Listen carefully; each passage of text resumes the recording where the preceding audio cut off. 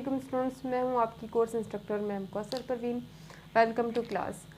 Students, topic जो है आज हमारा सेलुलर ऑर्गेनाइजेशन है और ये चैप्टर फर्स्ट का लास्ट टॉपिक है। तो स्टार्ट करते हैं बिना देर किए।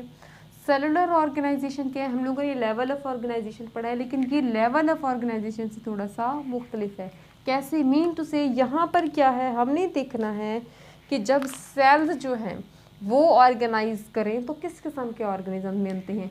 मीन टू से यहाँ पर हम लोगों ने जो डिस्कस करनी है वो 3 कैटेगरीज, मीन टू से unicellular, multi cellular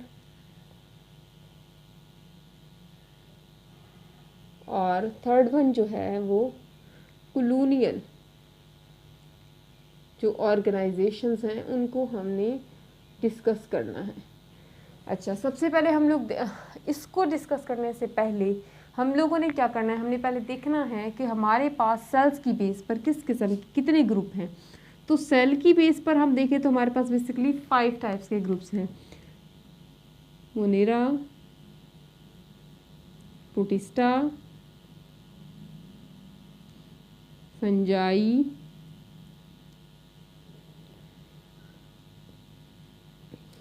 Plantae and last but not the least animalia. अब स्टूडेंट्स, इसको अगर हम देखें, इसकी ये तो हमने देखा कि वो किस किस्म के हैं, उनकी हम लोगों ने मतलब इन 5 ग्रुप्स के अंदर डिफरेंट टाइप के हमारे पास जो ऑर्गेनिज्म में मौजूद हैं। अच्छा, अगर इनकी हम इनके न्यूक्लियस के हवाले से बनाए कैटेगरीज, तो कि सेल की अगर हम टाइप्स की बात करें, इनमें किस किस्म के सेल मौजूद हैं, तो ये जो 2 हैं मोनेरा एंड प्रोटिस्टा, इनके अंदर प्रोकैरियोटिक है, प्रोकैरियोटिक सेल्स हैं, ठीक है। और ये जो लास्ट 3 हैं इनमें यूकैरियोटिक है। प्रोकैरियोटिक और यूकैरियोटिक सेल्स में फ़र्क आपको पता होना चाहिए। जो प्रोकैरियोटिक वो होते हैं जिनमें क्लियर न्यूक्लियस नहीं होता, cells having no prominent nucleus in their cytoplasm is called prokaryotic. Eukaryotic cells having clear dominant distinct nucleus in their cytoplasm is called eukaryotic cells. अच्छा, तो हम प्रोकैरियोटिक सेल्स हैं, यूकैरियोटिक सेल्स हैं, इन तमाम को से हम मतलब बेस बनाते हुए हम देखेंगे कि जब ये जो चाहे वो प्रोकैरियोटिक सेल्स हों चाहे वो यूकैरियोटिक सेल्स, जिस किस्म के भी सेल्स हों, जब वो आपस में ऑर्गेनाइज करते हैं, तो सेल जब आपस में ऑर्गेनाइज करते हैं तो जो ऑर्गेनाइजेशन बनती है वो किस किस्म की है। सबसे पहले हम लोग देख लेते हैं यूनिसेलुलर।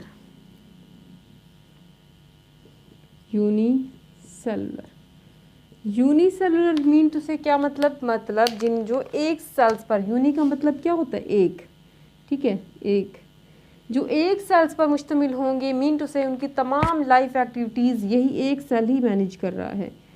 उनकी लाइफ एक्टिविटीज़ जो हैं वो यही एक सेल मैनेज कर रहा है। इसको हम क्या कहते हैं? ये क्या है? यूनिसेलुलर है। अब इसके अंदर जो ऑर्गेनिज्म होगा जस्ट एक सेल पर मुश्तमिल होगा, उसकी ज़िंदगी की तमाम एक्टिविटीज़, चाहे वो खाने पीने के, मूवमेंट की हैं, जिस किस्म की हैं, उसको वही एक सेल ही कर रहा होगा, मैनेज कर रहा होगा। अगर इसकी एग्ज़ाम्पल हम देखें, एग्ज़ाम्पल तो उसमें अमीबा, पैरामीशियम, यूग्लिना वगैरह आती हैं, ठीक है। अमीबा किस किस्म का है हमें पता है, ये ऑल टाइम क्या करता है? अपनी शेप चेंज करता रहता है, ठीक है।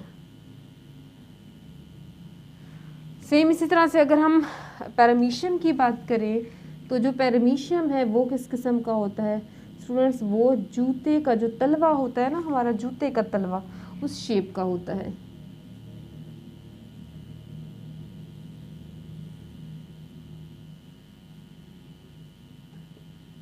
पैरामीशियम। तो यूग्लिना भी इसी के अंदर ही इसकी एग्जाम्पल आ जाती है।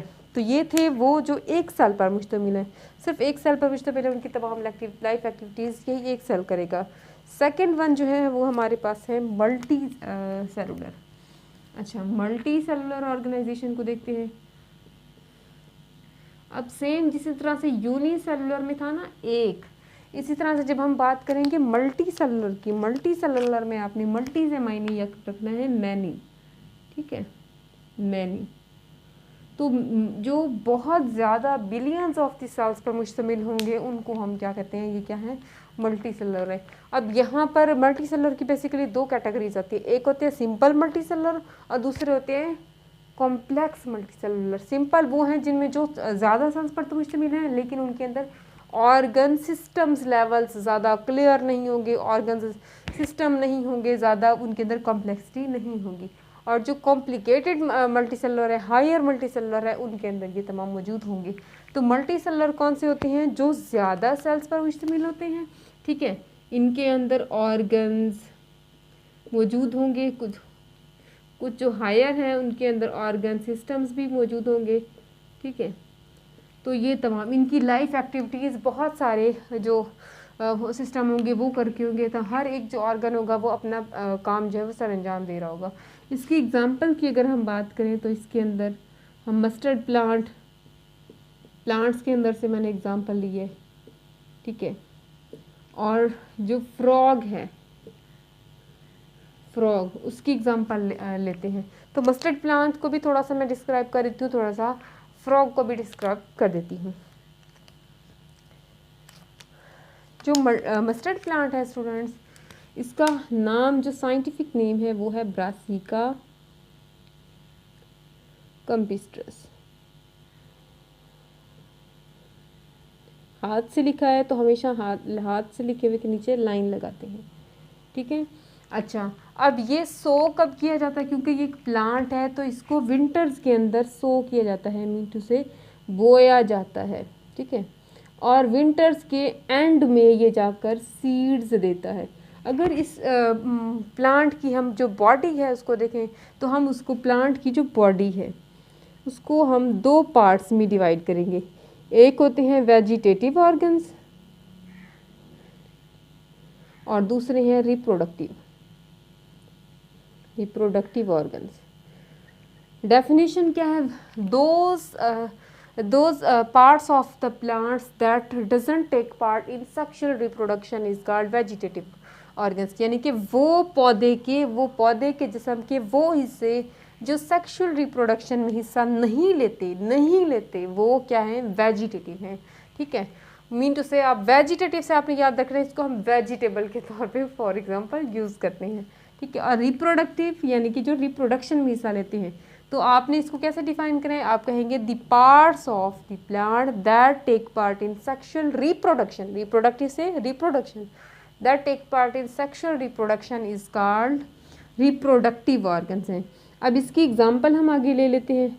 इसमें आ जाएगा लीफ, रूट, शूट, स्टेम वगैरह, ठीक है।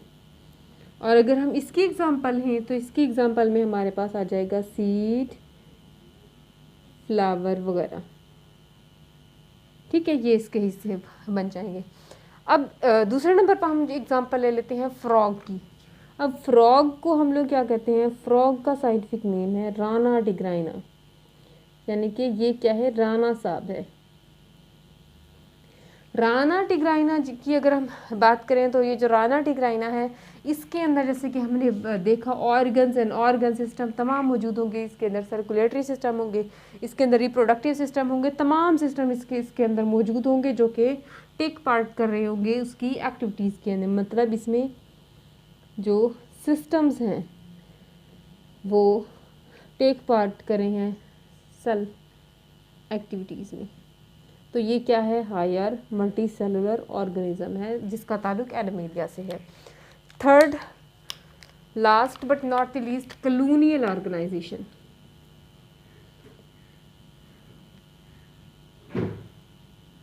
कॉलोनियल जो ऑर्गेनाइजेशन है वो नाम कॉलोनी, इससे आपने याद रखना है कि जो कॉलोनी बनाते हैं, ठीक है, जो सोसाइटी बनाकर रहते हैं उसको हम क्या कहते हैं? ये क्या है? कॉलोनियल ऑर्गेनाइजेशन है।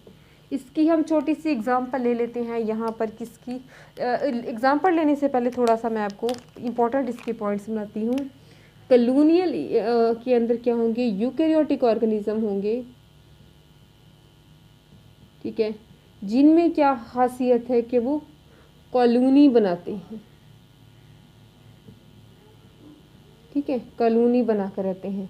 अब इसके अंदर हर एक जो इंडिविजुअल होगा वो अपनी जो नीड्स हैं उनको इटसेल्फ पूरा करेगा। इसको मतलब अपनी ज़िंदगी की जितनी भी ज़रूरियात हैं वो खुद पूरा करेगा, दूसरे के ऊपर डिपेंड नहीं करेगा। Doesn't depend